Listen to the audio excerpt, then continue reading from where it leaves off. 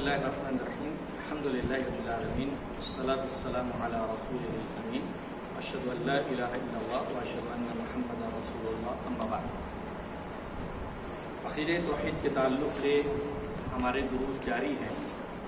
سابقہ درس میں ہم اسماء و صفات کے تعلق سے گفتگو کر رہے ہیں. جیسا کہ ہم نے پڑھا توحید کی 3 قسمیں ہیں. پہلی قسم توحید الوہیت، اسے توحید عبادت بھی کہتے ہیں. دوسری قسم توحید ربوبیت. تیسری قسم توحید اسماء و صفات. 2 قسموں کی کچھ تفصیلات ہم پڑھ چکے ہیں. تیسری قسم توحید اسماء و صفات کی بعض تفصیلات ہم نے پڑھی اور بعض تفصیلات سامنے آ رہی ہیں. سابقہ درس میں ہم نے ایک بات یہ بھی پڑھی تھی کہ اللہ کے بعض ثابت اسماء الحسنی، جو اچھے اچھے نام ہیں قرآن و سنت میں ثابت شدہ، ان کا ذکر کیا گیا ہے. اس درس میں کہتے ہیں بعض غیر ثابت اسماء الحسنی.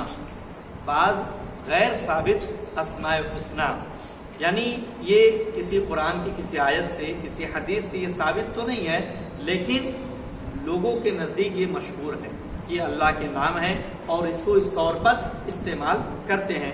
جیسے اس میں ایک نام دیا الماجد. لوگ لکھتے ہیں عبد الماجد، نام رکھتے ہیں عبد الماجد.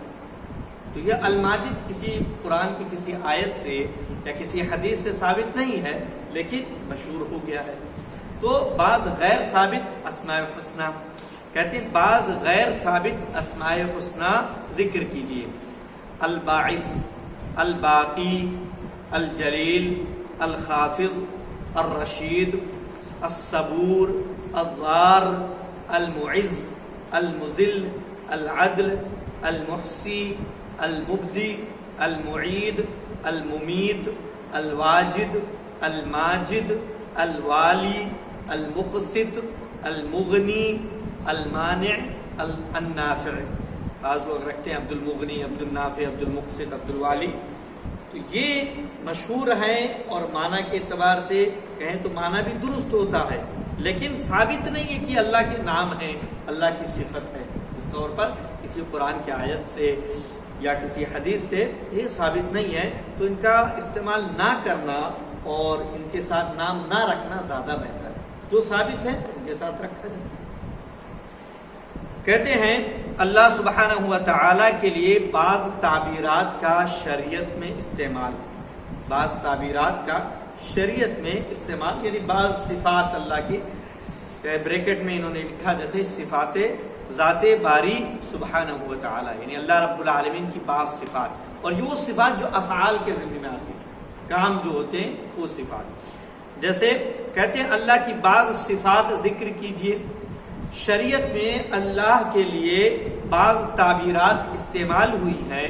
مثال کے طور پر انسانوں کے دل اللہ کی انگلیوں کے درمیان رہنا. حدیث میں آتا ہے کہ انسانوں کے دل اللہ کی انگلیوں کے درمیان ہے، اللہ ان کو الٹتا پلٹتا رہتا ہے. اللہ کی انگلیوں کی پور کی ٹھنڈک کو رسول اللہ صلی اللہ علیہ وسلم کا نیند میں محسوس کرنا. پور کسے کہتے ہیں؟ یہ جو ہے اسے پور کہتے ہیں. تو حدیث میں آتا ہے کہ اللہ کے رسول اکرم صلی اللہ علیہ وسلم نے اللہ رب العالمین کی انگلیوں کی پور کی ٹھنڈک کو نیند میں محسوس کیا. رحیم، رحیم یعنی رشتہ داری کا اظہار باندھنے کی جگہ کو پکڑ کر دعا کرنا. یہ جو رشتہ داری ہے، رشتہ داری یہ بھی ایک چیز ہے، ایک ذات ہے. یہ جو ہے قیامت میں اور اس موقع پر اظہار باندھنے کی جو جگہ اس کو پکڑ کر دعا کرے. جس نے رشتہ داریوں کو بنایا ہے، کاٹا نہیں ہے، اس کے لیے ختم ہے. خبیب رضی اللہ عنہ کا اللہ کی ذات سے برکت کی امید رکھنا. اللہ کی ذات سے برکت کی امید رکھنا یہ ثابت ہے حدیث میں. جہنم کو بھرنے کے لیے اللہ کا اپنا قدم رکھنا، کہ جہنم بھرے گی نہیں، اللہ رب العالمین اپنا قدم رکھ دے گا تو جہنم کہے گی بس بس.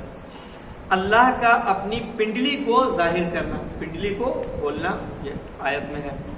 قیامت کے دن اللہ کا اپنی صورت میں آنا، اللہ رب العالمین اپنی صورت میں آئے گا. موسیٰ علیہ السلام کی پرورش اللہ کی آنکھ کے سامنے ہونا، کہ قرآن کریم کی آیت ہے.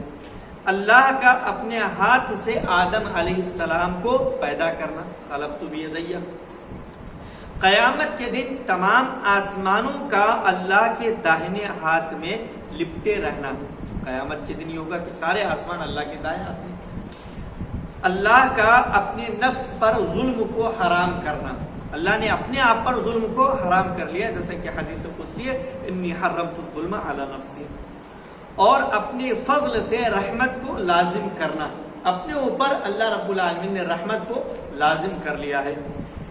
رسول اللہ صلی اللہ علیہ وسلم کا اپنی دعاؤں میں رب کریم کے چہرے کا ذکر کرنا، اللہ کے چہرے کا ذکر کیا اللہ کے رسول صلی اللہ علیہ وسلم نے، جس سے معلوم ہوتا ہے کہ اللہ رب العالمین کا چہرہ ہے، لیکن کیسا ہے، کیا کیفیت ہے، یہ سب نہیں ہے۔ نوٹ، اللہ کے تمام اسماء و صفات میں تمثیل، تعطیل، تحریف، تکییف سے بچنا لازم ہے۔ ہم نے ان چاروں کے معنی مطلب سمجھے اس سے پہلے درس میں، کہ تمثیل، مثال، تعطیل یعنی معطل کرنا کہ اس کا کوئی معنی نہیں بس ہے، جیسے قرآن کریم کی آیت میں کہ اللہ کا ہاتھ ہے، تو وہ کہتے ہیں ہاتھ، لفظ ید جو ہاتھ کا معنی ہوتا ہے بس ایسے ہی ذکر ہوا ہے، اس کا کوئی معنی نہیں ہے۔ تحریف، معنی بدل دینا، جیسے ہاتھ کے معنی کہنا قوت، طاقت مراد اس سے۔ تکییف، کیفیت بیان کرنا کہ ہاتھ ہے تو کیسا ہے، یہ بیان کرنا۔ تو ان سب کے بغیر ہمیں اللہ رب العالمین کے اسماء و صفات کو قبول کرنا ہے۔ سلف کا منہج ہے، موقف ہے اللہ کے اسماء و صفات کے تعلق سے، امر روح کما جاءت، تو ان کو ویسے ہی گزار دیں جیسے وہ آئے ہوئے، جو نام، جو صفات اللہ کا ہے ان کو ویسے ہی گزار دیں جیسے آیا ہوا ہے۔ ہاتھ کا ذکر ہاتھ تسلیم ہے، آنکھ کا ذکر آنکھ تسلیم ہے، کیفیت اور باقی چیزیں ان کے تعلق سے گفتگو نہیں کرنا ہے، نہ تمثیل، نہ تعطیل، نہ تحریف، نہ تکییف۔ آگے کہتے ہیں اللہ سبحانہ و تعالی کے لیے بعض ثابت کام، بعض ایسے کام جو اللہ کے لیے ثابت ہے کہ اللہ رب العالمین یہ کرتا ہے، جن کو صفات افعال کہتے ہیں۔ اللہ کے بعض ثابت کام ذکر کیجیے، کہتے ہیں اللہ کے بعض ثابت کام یہ ہیں۔ بات کرنا، اللہ رب العالمین بات کرتا ہے، جیسے کہ موسیٰ علیہ السلام سے گفتگو۔ قیامت کے دن حساب و کتاب کے لیے آنا، حدیث میں آیا ہوا ہے۔ ارادہ کرنا، قرآن کریم کی بے شمار آیات ہے، یرید اللہ بکم الیسر، ارادہ کرنا۔ گناہ کی وجہ سے غصہ ہونا، اس کا بھی ذکر ہے، گناہ کی وجہ سے اللہ رب العالمین غضبناک ہوتا ہے۔ مجرمین سے انتقام لینا، جرم کرنے والوں سے یعنی گنہگاروں سے انتقام لینا۔ بندے کی توبہ سے خوش ہونا، اللہ رب العالمین خوش ہوتا ہے جب بندہ توبہ کرتا ہے۔ تجلی فرمانا، جیسا کہ موسیٰ علیہ السلام کے واقعے میں قرآن کریم کے اندر ذکر ہے۔ دعا کے لیے اٹھنے والے ہاتھوں کو خالی لوٹانے سے حیا کرنا، اللہ رب العالمین کے بارے میں کہ اسے شرم آتی ہے کہ وہ بندہ اگر ہاتھ اٹھائے اور مجھ سے دعا کرے تو میں اسے صفراً خالی ہاتھ لوٹا دوں۔ جنت میں اہل جنت کو نظر آنا، یعنی دیدار ہونا اللہ کا۔ معاف کرنے کے لیے خاموش رہنا، معاف کرنے کے لیے خاموش رہنا کہ معاف کر دیا، خاموش کر کے۔ نیک اہل ایمان کی قدر کرنا، کہ جو اہل ایمان ہیں، نیک ہے، اللہ ان کی قدر کرتا ہے، ان کے اعمال کی قدر کرتا ہے۔